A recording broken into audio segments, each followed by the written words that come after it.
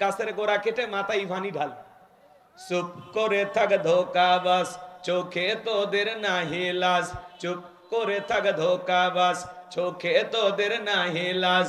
গোড়া কেটে মাথায় ঢালো পানি, তোদের চিনি আর কতকাল করবি রে শয়তানি।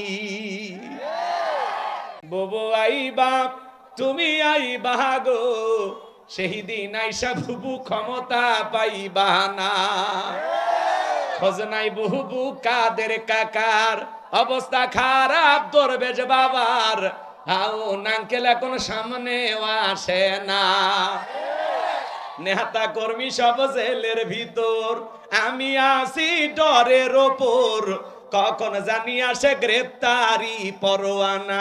বুবু আইবা, তুমি আইবা গো, সেই দিন আইসা বুবু চিয়ার পাইবা না। ক্ষমতার চেয়ার থেকে নামা সহজ, কিন্তু ওই চেয়ারে ওঠা কঠিন। কথা বলে ঠিক কিনা? দলেরই হোক, একটা পুরুষ চাই। কি চাই? এটা কি অন্যায় বলা? বলেন এটা কি অন্যায়? কারণ মেয়েদের রাগ বেশি। যে ম্যাডাম ছিল, বারবার বললাম ম্যাডাম একটু পদত্যাগ করেন। আল্লাহ বলে কিসের পদত্যাগ? এরা যে অন্যায় অপরাধ করেছে, শুধু পদত্যাগ। আমি আল্লাহ এদেরকে দেশ ত্যাগ করতে বাধ্য করবো। আল্লাহু আকবার বলেন। ইন্না বাতশা রাব্বিকা লাশাদীদ, আল্লাহর পাকড়াও বড় কঠিন। আল্লাহ ধরে না, যেদিন ধরবে মামু বাড়ি দিল্লি গিয়ে পড়বে। কথা বলেন ঠিক কিনা? উনি এদেশ থেকে পালিয়ে যাওয়ার কারণে এই দেশের মানুষের যে পরিমাণে ক্ষতি হয়েছে, ওই 2-3 দিন যে পরিমাণে লুটপাট হয়েছে, যে পরিমাণে দুর্নীতি হয়েছে, যে পরিমাণে মানুষ ক্ষতিগ্রস্ত হয়েছে, আল্লাহর কাছে ওনাকে জবাব দিতে হবে। উনি যদি পদত্যাগ করে জেলেও যাইতেন, নেতা কর্মীরা কয়েকদিন পরে ফুলের মালা নিয়ে জেল গেটে যা অপেক্ষা করে থাকতো, আর বলতো জেলের তালা ভাঙবো, নেত্রীকে বের করে আনবো। কথা বলেন। আপনি সেই সুযোগটা আমাদের দিলেন না। কথা কয় না কেন? রাগ করেন? মাঝে মাঝে কল রেকর্ড ফাঁস হয়, বলে দেশের খুব কাছে আছি, চট করে ঢুকবো। ঢুকবেনই তো বের হলেন কেন? আর আসবেনই বলার দরকার কি? যাওয়ার আগে বলে গেছেন, তাহলে আসার আগে বলা লাগবে কেন? আপনি আসেন। মেয়ে মানুষ কতদিন বাইরে থাকবেন? কথা কয় না কেন? এই দেশ আপনার বাবার, এই দেশ আপনার স্বামীর। কথা বলে ঠিক কিনা? আপনি আসেন। কথা কয় না কেন? মুনাফিকদের স্বভাব হলো সকালবেলা কোরআনের মাহফিলের অনুমতি দিয়া সন্ধ্যাবেলায় পুলিশ পাঠায় বন্ধ করতো। কথা বলে ঠিক কিনা? যারা কোরআনের মাহফিল বন্ধ করতো, আল্লাহ তাআলা দুনিয়ার জমিনে তাদেরকে কিভাবে লাঞ্ছিত করে আপনারা দেখেননি? জোরে বলেন, দেখেননি? কোরআন এমন একটি কিতাব, যেই কিতাবটা আল্লাহ তাআলা নাজিল করেছেন, যার সংরক্ষণ এবং হেফাজতের দায়িত্ব আল্লাহ তাআলার কুদরতি হাতে। ইন্না নাহনু নাযালনা যিকরা ওয়া ইন্না লাহু লাহাফিজুন। এই কিতাব নাজিল করেছি আমি, এর সম্পূর্ণ সংরক্ষণ এবং হেফাজতের দায়িত্ব আমি আল্লাহর হাতে। আল্লাহু আকবার বলেন। বিদায় কোরআনের গায়ে যারা আঘাত করতে আসবে, এই জমিন থেকে কোরআন আর ইসলামকে বন্ধ করার নানামুখী ষড়যন্ত্র হাতে নেবে, মনে রাখবেন আল্লাহ ওদেরকে যখন ধরবে, ওরা পালানোর জন্য গর্ত খুঁজে পাবে না। কথা বলে ঠিক কিনা? এই জমিনের দিনের আলো, কোরআনের আলো, এদিক খেয়াল করেন, ইসলামের আলো প্রতিষ্ঠিত হোক। কাফের বেঈমানরা কি চায়? জোরে বলেন, চায়? ওরা যতই ষড়যন্ত্র করুক, এই দুনিয়ার জমিন থেকে ইসলামকে বিদায় করে দেওয়ার ক্ষমতা কারো নাই। কথা বলে ঠিক কিনা? কারণ ইসলামের সুইচ আছে কার হাতে? আল্লাহ রাব্বুল আলামিন বলেন, ইউরিদুনা লিতুফিউ নূরাল্লাহি বিআফওয়াহিহিম ওয়াল্লাহু মুতিম্মু নূরিহি ওয়ালাউ কারিহাল কাফিরুন। সূরা সফ আয়াত নাম্বার 8। আমার আল্লাহ রাব্বুল আলামিন জানিয়ে দিলেন, কাফেররা চায় মুখের ফুৎকারে দিনের আলোকে, ইসলামের আলোকে, কোরআনের আলোকে নিভায়া দিতে। আমার আল্লাহ ডেকে বলেন, আল্লাহু মুতিম্মু নূরিহি, এই জমিনে দিনের আলোকে, কোরআনের আলোকে, ইসলামের আলোকে আমি আল্লাহ পাক প্রতিষ্ঠিত করে ছাড়ব।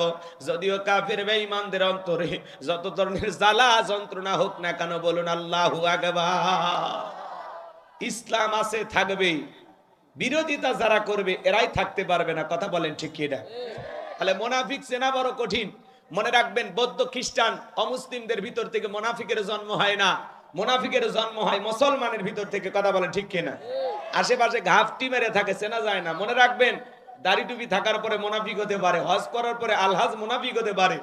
নবীজির পিছনে নামাজ পড়ে লোকটা যদি মুনাফিক হয়, আপনার আমার পিছনে নামাজ পড়ে তার চাইতে বড়টা হবে। কথা বলে ঠিক কি না? এই জন্য মুনাফিকদের মুখোশ উন্মোচন করার সময় আমার হাতে নাই, আমি ওইদিকে যাব না।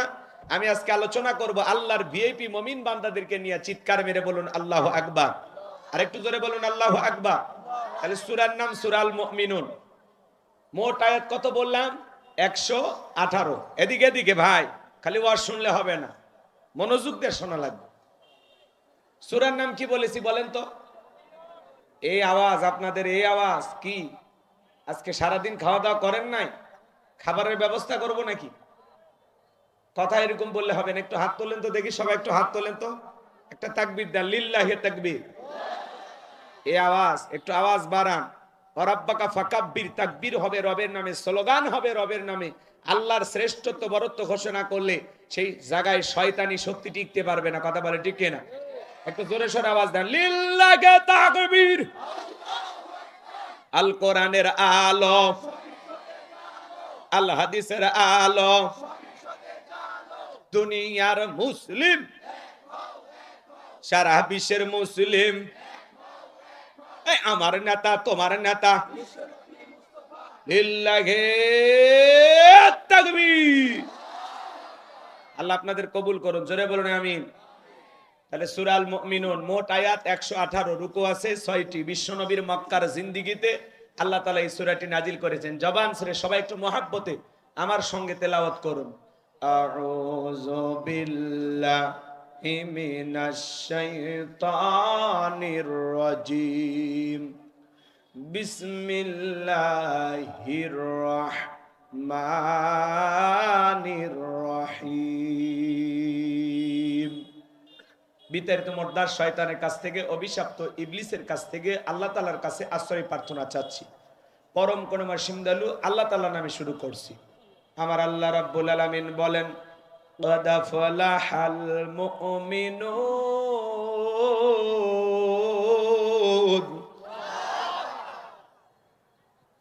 যে কোন আয়াত বা সূরার তাফসীর করতে হলে কোন প্রেক্ষাপটে কোন সময় আল্লাহ তাআলা সেই সূরাটি বা আয়াতটি নাজিল করেছেন, সেই নাজিলের প্রেক্ষাপট জানার দরকার আছে না নাই? আরবিতে বলা হয় শানে নজুল। যদি শানে নজুল আলোচনা করা হয় তাহলে তাফসীর বুঝতে সহজ হয়। তাহলে সূরা আল মুমিনুন আল্লাহ তাআলা বিশ্বনবীর উপরে কোন প্রেক্ষাপটে কোন সময় নাজিল করেছেন, সেই নাজিলের সময়কালটা প্রেক্ষাপটটা একটু জানার দরকার আছে না নাই? জোরে বলেন, দরকার আছে না নাই? আমি কি একটু তুলে ধরবো? আপনাদের কষ্ট হবে না তো ইনশাল্লাহ? আমি করব ওয়াজ, আপনারা দেবেন আওয়াজ, জবাব দিবেন ঠিক ঠিক, আলোচনা হবে কমপ্লিট। শ্রোতাদের স্পিরিট এবারে বক্তার হিট, আলোচনা হবে জায়গা মতো ফিট। আগে বলতাম কিছু আজ প্যান্ডেলে, কিছু আজ অ্যাঙ্গেলে, এখন আর অ্যাঙ্গেলে না, যা বলবো সব ডাইরেক্ট। অ্যাঙ্গেলে বলার দিন শেষ, ডাইরেক্ট বলার বাংলাদেশ। কথা বলে ঠিক কি না? একটু অপেক্ষা করেন, কথার সাথে কথা মিলান, আমার দিকে একটু তাল দেন। সম্মানিত ভাইয়েরা আমার, সূরা আল মুমিনুন আল্লাহ তাআলা তার হাবিবের উপরে কোন প্রেক্ষাপটে কোন সময় নাজিল করেছেন? বিশ্বনবীর প্রিয় সাহাবী হযরত ওমর ফারুক রাদিয়াল্লাহু তাআলা আনহু বলেন, আমি মৌমাছির গুনগুন আওয়াজ শুনলাম। ডানে তাকাই মৌমাছি নাই, বামে তাকাই মৌমাছি নাই। বিশ্বনবীর চেহারা মোবারকের দিকে তাকায় দেখি নবীজি ফিসফিস করে কি যেন তেলাওয়াত করতেছেন। হযরত ওমর ফারুক ডেকে বলেন, আমার বোঝার বাকি রইল না, নবীজির উপরে আসমান থেকে কোরআনুল কারীম নাজিল হচ্ছে, আর বিশ্বনবী কোরআনুল কারীম রিসিভ করতে ব্যস্ত। বলুন সুবহানাল্লাহ। মৌমাছির গুনগুন আওয়াজ হলে কোরআনুল কারীম নাজিল হয়। দপ্তরি ছুটির ঘন্টায় বাড়ি মারে টন টন আওয়াজ হলে কোরআনুল কারীম নাজিল হয়।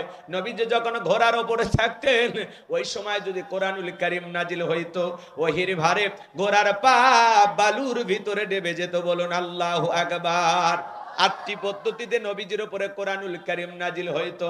এত কথা বলার সময় নাই ভাইরা আমার। দীর্ঘ 23টি বছরে নবীজির উপরে আল্লাহ তাআলা কোরআনুল কারীম নাজিল করেছেন। গভীর মনোযোগ দিয়ে শুনবেন। এমন মুসলমান আছে 30, 40, 50, 60 বছর বয়স হয়ে গেছে, আল্লাহর কোরআনটা কোনোদিন খুলেও দেখে না, এমন মুসলমান আছে না নাই? কোরআনের সাথে আমাদের সম্পর্ক রাখার দরকার আছে না নাই?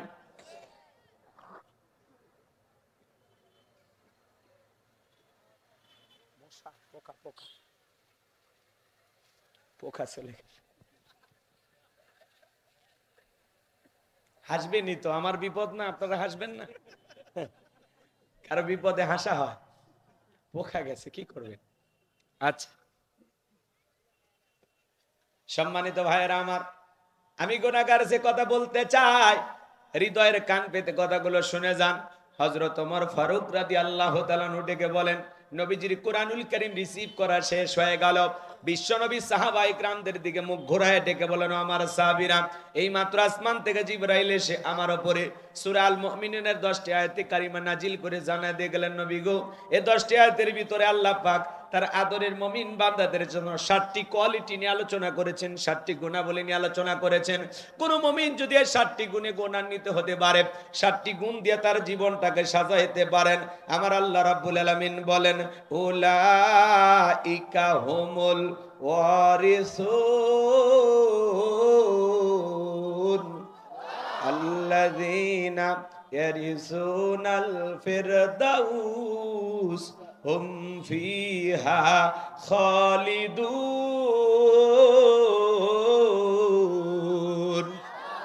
আমার আল্লাহ রাব্বুল আলামিন বলেন, তারাই হবেন উত্তরাধিকারী জান্নাতুল ফেরদাউসের, সেখানে তারা চিরকাল বসবাস করবেন। আমার আল্লাহ কোনোদিন তাদেরকে জান্নাত থেকে বের করে দেবেন না। চিৎকার মেরে বলুন সুবহানাল্লাহ। বাবা মারা গেলে ওয়ারিশ সূত্রে সন্তান যেরকম বাবার সম্পত্তির ভাগ পায়, কোন মুমিন যদি 7টি গুণে গুণান্বিত হতে পারে, 7টি গুণ দিয়ে তার জীবনটাকে সাজাইতে পারেন, আমার আল্লাহ তাআলা তার নামে জান্নাতুল ফেরদাউসের ভিতরে জায়গা বরাদ্দ রাখবেন। সে হবে জান্নাতুল ফেরদাউসের উত্তরাধিকারী। বলুন সুবহানাল্লাহ। দুনিয়াতে ঢাকা, গুলশানে, রাজশাহী শহরে যদি বাড়ি থাকে, জায়গা সম্পদ থাকে, আপনি আমি পাগল পারা হয়ে যায়, মনে রাখবেন বাজান, ঢাকা, গুলশান বা উত্তরায় নয়, জান্নাতুল ফেরদাউসে কারা কারা যেতে চান? 2 হাত তুলে আল্লাহকে দেখান। আপনারা সবাই কি জান্নাতে যেতে চান? আল্লাহ আমাদের সবাইকে জান্নাতুল ফেরদাউসের মেহমান হিসেবে কবুল করুন। জোরে বলুন আমিন। জান্নাতে যেতে হলে কয়টা গুনাহ বলি? 7টি। জোরে বলেন কয়টি? আরো জোরে। জোর হলো না, উঠেই যাবে। হ্যাঁ, মিছিল করার অভ্যাস করেন। 16 বছর মিছিল করতে পারেননি, সামনে মিছিল করা লাগবে। সামনে আসবে শুভ দিন, চিন্তা ভাবনা করে নিন।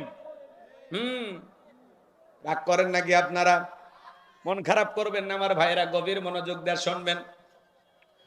নবী আমার তখন সাহাবায়ে কেরামদের সামনে তিলাওয়াত করলেন। আমার আল্লাহ রাব্বুল আলামিন বলেন, قد أفلح المؤمنون।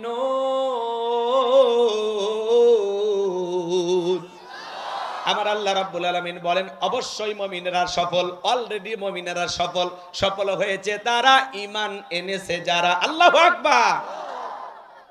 قد أفلح المؤمنون, অবশ্যই মুমিনেরা সফল, অলরেডি মুমিনেরা সফল। সফল হয়েছে তারা ঈমান এনেছে যারা। আল্লাহু আকবার বলেন। আমরা মনে করি ক্ষমতা থাকলে সফল, টাকা থাকলে সফল, যশ খ্যাতি, নায়ক, সুপারস্টার, সেলিব্রিটি, এরা বুঝি সফল। আল্লাহর কাছে এগুলো সফলতার মাপকাঠি না। আল্লাহর কাছে সফল হতে পারবে তারা ঈমান আনবে যারা। আল্লাহু আকবার বলেন। বর্তমান পৃথিবীর সবচাইতে ক্ষমতাধর ব্যক্তির নাম হলো ডোনাল্ড ট্রাম্প। কথা বলেন না? আমেরিকার প্রেসিডেন্ট। আমেরিকার ইতিহাসে আজ পর্যন্ত কখনো ওই দেশে কোনো নারী প্রেসিডেন্ট হয়নি। কথা বলেন না কেন? তো আমেরিকা পুরো পৃথিবীবাসীকে উৎসাহ দিলেও নিজের বেলায় কিন্তু ওরা ঠিকই 16 আনা হিসাব বোঝে। কথা কয় না কেন? নারীর ক্ষমতায়নের দিকে অন্য অন্য রাষ্ট্রদেরকে উৎসাহ দিলেও ওরা নিজের বেলায় কখনো আজ পর্যন্ত আমেরিকার ইতিহাসে কোনো নারীকে তারা প্রেসিডেন্ট বানায়নি। কথা বলেন ঠিক কিনা? তো আমেরিকা যদি এই সিদ্ধান্ত নিতে পারে, ডোনাল্ড ট্রাম্পের মতো মানুষকে প্রেসিডেন্ট মানতে পারে, আগামীতে আর যাই হোক, যেই দলেরই হোক, আমরা একটা পুরুষ প্রধানমন্ত্রী চাই। কথা বলে ঠিক কিনা? এই দেশে নারী না, পুরুষ প্রধানমন্ত্রী চান, যেই দলেরই হোক। কারা একটু হাত তুলে দেখান তো দেখি। লিল্লাহি তাকবীর। হাত নামান। নারীদের দেখার দিন শেষ, আগামীতে পুরুষের বাংলাদেশ। যেই দলেরই হোক, একটা পুরুষ চাই। কি চাই? এটা কি অন্যায় বলা? বলেন এটা কি অন্যায়? কারণ মেয়েদের রাগ বেশি। যে ম্যাডাম ছিল, বারবার বললাম ম্যাডাম একটু পদত্যাগ করেন। আল্লাহ বলে কিসের পদত্যাগ? এরা যে অন্যায় অপরাধ করেছে, শুধু পদত্যাগ। আমি আল্লাহ এদেরকে দেশ ত্যাগ করতে বাধ্য করবো। আল্লাহু আকবার বলেন। ইন্না বাতশা রাব্বিকা লাশাদীদ, আল্লাহর পাকড়াও বড় কঠিন। আল্লাহ ধরে ধরে না, যেদিন ধরবে মামু বাড়ি দিল্লি গিয়ে পড়বে। কথা বলে ঠিক কিনা? উনি এদেশ থেকে পালিয়ে যাওয়ার কারণে এই দেশের মানুষের যে পরিমাণে ক্ষতি হয়েছে, ওই 2-3 দিন যে পরিমাণে লুটপাট হয়েছে, যে পরিমাণে দুর্নীতি হয়েছে, যে পরিমাণে মানুষ ক্ষতিগ্রস্ত হয়েছে, আল্লাহর কাছে ওনাকে জবাব দিতে হবে। উনি যদি পদত্যাগ করে জেলেও যাইতেন, নেতা কর্মীরা কয়েকদিন পরে ফুলের মালা নিয়ে জেল গেটে যা অপেক্ষা করে থাকতো আর বলতো জেলের তালা ভাঙবো, নেত্রীকে বের করে আনবো। কথা বলেন, আপনি সেই সুযোগটা আমাদের দিলেন না। কথা কয় না কেন? রাগ করেন? মাঝে মাঝে কল রেকর্ড ফাঁস হয়, বলে দেশের খুব কাছে আছি, চট করে ঢুকবো। ঢুকবেনই তো বের হলেন কেন? আর আসবেনই বলার দরকার কি? যাওয়ার আগে বলে গেছেন, তাহলে আসার আগে বলা লাগবে কেন? আপনি আসেন, মেয়ে মানুষ কতদিন বাইরে থাকবেন? কথা কয় না কেন? এই দেশ আপনার বাবার, এই দেশ আপনার স্বামীর। কথা বলে ঠিক কিনা? আপনি আসেন, কথা কয় না কেন? ববু আই বাপ তুমি আই বাহাগো, সেই দিন আইসা বুবু ক্ষমতা পাইবা না। খোঁজ নাই বুবু কাদের কাকার, অবস্থা খারাপ দরবেশ বাবার, হাও নাঙ্কেল এখন সামনে আসে না। নেতা কর্মী সব জেলের ভিতর, আমি আসি ডরের ওপর, কখন জানি আসে গ্রেপ্তারি পরোয়ানা। বুবু আইবা তুমি আইবা গো, সেই দিন আইসা বুবু চিয়ার পাইবা না। ক্ষমতার চেয়ার থেকে নামা সহজ, কিন্তু ওই চেয়ারে ওঠা কঠিন। কথা বলে ঠিক কিনা? আর যাই করেন আগামীতে বুঝে শুনে কাজ করবেন। মেয়েদের রাগ বেশি, জেদ বেশি। দেখেন না, স্বামীর সাথে বাড়িতে ঝগড়া লাগে, হাড়ি পাতিল ভাঙ্গে ফেলে দেয়, স্বামী তুলে আছার মারে, রাগ করে সংসার ছুঁয়া বাপের বাড়ি দৌড়ে যায়। রাগ করে 20 কোটি জনগণ থুয়ে একটা দেশ থুয়ে পালিয়ে গেছে। এই দুঃখ রাখবেন কোথা? পুরুষের এই কাজ করতো। রাগ করেন না ভাইরা আমার, সামনের দিকে ভাসান গো আমার, মন খারাপ করবেন না। এজন্য ক্ষমতা পাইলে সফল হওয়া যাবে, টাকা থাকলে সফল হওয়া যাবে, সেলিব্রিটি হলে সফল হওয়া যাবে, আল্লাহর কাছে সফল হতে পারবে তারা ঈমান আনবে যারা। এজন্য আল্লাহ বলেন ক্বাদ আফলাহাল মুমিনুন, অবশ্যই মুমিনেরা সফল, অলরেডি মুমিনেরা সফল হয়েছে তারা, ঈমান এনেছে যারা। বেঈমানেরা ক্ষমতার দিক দিয়ে সফল হতে পারে, মরার পরে সবগুলো বেঈমানকে পিটাইয়া জাহান্নামে দিবেন তিনি কে? আপনার চেহারা কালো হোক, ফর্সা হোক, লম্বা হন, খাটো হন, ধনী হন, গরিব হন, তাতে কোনো সমস্যা নাই। আপনার ভিতরে যদি ঈমান থাকে, বলেন তো আল্লাহর কাছে দাম আছে না নাই? এক কথায় ঈমান নামে বলছে, কথা বললেন, টেনশন করেন না, ঠিক আছে? কথাবার্তা কিচ্ছু বললেন না, চুপচাপ একটু থাকেন, আমার মতো একটু বলতে দেন। আচ্ছা, এদিক খেয়াল করে, আমি যে কথা বলতে চাচ্ছিলাম শোনেন। আপনার চেহারা যেমনই হোক, যদি আপনার ভিতরে ঈমান থাকে, বলেন তো দাম আছে কার কাছে? আর বেঈমানেরা, ওরা ক্ষমতার দিক দিয়ে দুনিয়াতে সফল হতে পারে, মরার পরে সবগুলো বেঈমানকে পিটাইয়া জাহান্নামে দিবেন তিনি কে? আর একটু জোরে বলেন কে? আর ঈমান নামের পাসপোর্ট যার আছে, তার জান্নাতের ভিসা লাগবেই। সুবহানাল্লাহ কর। তাহলে ঈমান আনতে রাজি আছেন তো? ইনশাআল্লাহ আমরা ঈমানদার তো, নাকি বলেন? নাকি কোনো ভেজাল আছে? তাহলে আল্লাহর কাছে দাম আছে তার, ঈমান আছে যা। আমি শুধু বলবো ঈমান এনেছে যারা, আপনারা বলবেন সফল হয়েছে তারা। কি বলেন, বলতে পারবেন না? ঈমানদাররা দুনিয়াতেও সফল, আখিরাতেও সফল। আল্লাহ যেন আমাদেরকে সফল মুমিন হওয়ার তৌফিক দান করেন। জোরে বলেন আমিন। তাহলে বলেন সফল হয়েছে কারা? আল্লাহর কাছে দামি বান্দা কারা? ঈমানদার বান্দা যারা। আপনার চেহারা ওই যে আগে বললাম, কালো হোক, ফর্সা হোক, ধনী হন, গরিব হন, তাতে কোনো সমস্যা নাই। আপনার ভিতরে ঈমান আছে, আল্লাহর কাছে আপনার দাম আছে। এই জীবনে যদি আল্লাহর কাছে দামি হতে পারি, আর কিছু চাওয়ার আছে? তাহলে আল্লাহর কাছে দামি হতে চান তো? আল্লাহ যেন আমাদের কবুল করেন। জোরে বলেন আমিন। আমার ভাইয়েরা, একজন অমুসলিম জহরের নামাজের পূর্বে ঈমান গ্রহণ করেছে। আপনারাই বলেন তো বাজান, তার উপরে জহরের সালাত আদায় করা কি ফরজ? মাশাআল্লাহ, চমৎকার শ্রোতা। মনে রাখবেন ভাইরা আমার, একজন মুসলিম জহরের নামাজের পূর্বে ঈমান গ্রহণ করলে ওই ব্যক্তির উপরে যেমন জহরের সালাত আদায় করা ফরজ, ঠিক ঈমান আনার পরে মুমিন জীবনের সবচাইতে গুরুত্বপূর্ণ ইবাদতের নাম হলো সালাত। কিয়ামতের ময়দানে আল্লাহ তাআলা সর্বপ্রথম সালাতের হিসাব নেবেন। গভীর মনোযোগ দিয়ে কথাগুলো শুনে যাবেন বাজান। এই জন্য আল্লাহ তাআলা যখন মুমিনদের 7টি কোয়ালিটি নিয়ে 7টি গুণাবলী নিয়ে আলোচনা করলেন, আমার আল্লাহ রাব্বুল আলামিন 1 নাম্বার সালাত দিয়ে শুরু করলেন। বলুন আল্লাহু আকবার। যুবক যারা আছো নিরাশ হয় না, 4 নাম্বার গুণাবলীতে যুবকদের ওয়াজ আছে। কথা কয় আছে? যুবকেরা কি মন খারাপ করছো বাবা? কয় নাম্বারে তোমরা আছো? একটু অপেক্ষা করো, শুরু করতে দাও। রাগ করেন নাকি আপনারা? লিল্লাহে তাকবীর। মুমিন বান্দার 1 নাম্বার গুণাবলী আমার আল্লাহ রাব্বুল আলামিন বলেন, আল্লাযীনা হুম ফি সালাতিহিম খাশিউন।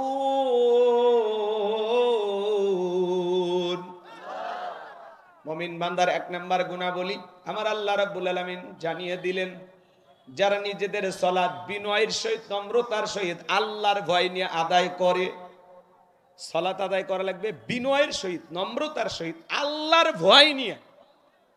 এই আয়াতের ব্যাখ্যায় তাফসীর কারকারী লিখেছেন, অন্তরের ভিতরে সুচিন্তা, দুশ্চিন্তা, কুচিন্তা, বিবির কথা, সংসারের কথা, ব্যবসা বাণিজ্যের কথা, দুনিয়াবি কোনো চিন্তা ভাবনা মনের মধ্যে রাখা যাবে না। টেনশন মুক্ত হৃদয় নিয়ে আল্লাহর ভয় নিয়ে সালাত আদায় করতে হবে। কথা বলে ঠিক কিনা?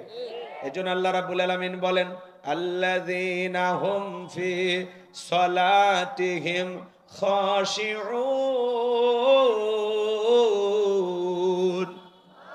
আমার আল্লাহ রাব্বুল আলামিন বলেন, যারা নিজেদের সালাত বিনয়ের সহিত নম্রতার সহিত আল্লাহর ভয় নিয়ে আদায় করে।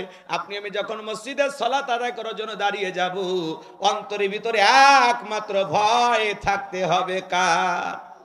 ইয়া আইয়ুহাল্লাযীনা আমানুত্তাকুল্লাহ, হে ঈমানদারগণ আমি আল্লাহকে ভয় করো, হাক্কা তুকাতিহি, ভয় করার মতো ভয় করো।